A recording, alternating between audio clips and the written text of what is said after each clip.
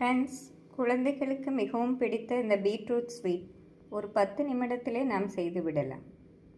நாம் பீட்ரூட்டை தோல் நீக்கி இழைத்து விடலாம்.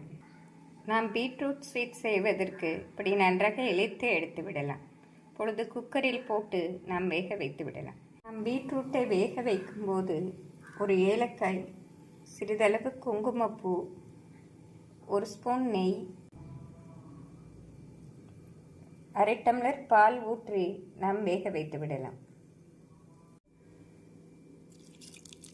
ஃப்ரெண்ட்ஸ், இந்த அளவு பால் ஊற்றி நாம் குக்கரில் 3 விசில் வைத்து விடலாம். நாம் 3 விசில் வைத்தால் நன்றாக வெந்து வந்துவிடும்.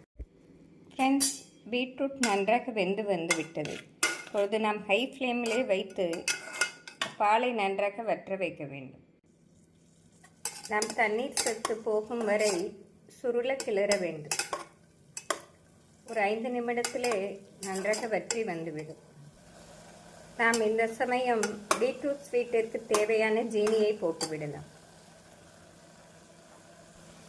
ஃப்ரெண்ட்ஸ், 1 கப் ஜீனி இதற்கு சரியாக வரும்.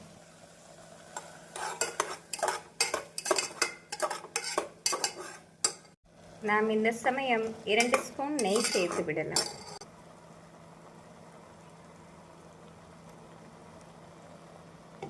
நெய் சேர்த்து நாம் நன்றாக மிக்ஸ் செய்ய வேண்டும். ஃப்ரெண்ட்ஸ், இந்த அளவு பால் வற்றி வரவும் நாம் இறக்கி விடலாம். நாம் முந்திரி பருப்பு நெய்யில் போட்டு வறுத்து சேர்த்து விடலாம். நாம் 2 ஸ்பூன் நெய் சேர்த்து அதில் முந்திரி பருப்பை வறுத்து விடலாம்.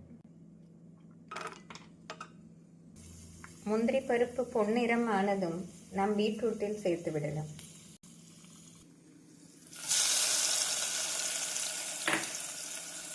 ஃப்ரெண்ட்ஸ், இந்த டேஸ்டியான பீட்ரூட் ஸ்வீட்டை நாம் ஒரு 10 முதல் 15 நிமிடத்திலே செய்து விடலாம்.